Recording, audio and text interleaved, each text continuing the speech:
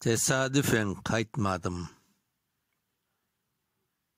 Tesadüfen kaytmadım men uzaktan. Hasretligim alıp geldi yurtuma. Bu cerdeki erşeşeknin susmasın. Kolaylıknen insan gibi anlayım. Ebediyen kayttım men ereklerden. Ne kadar da merhametli tuğan yurdum.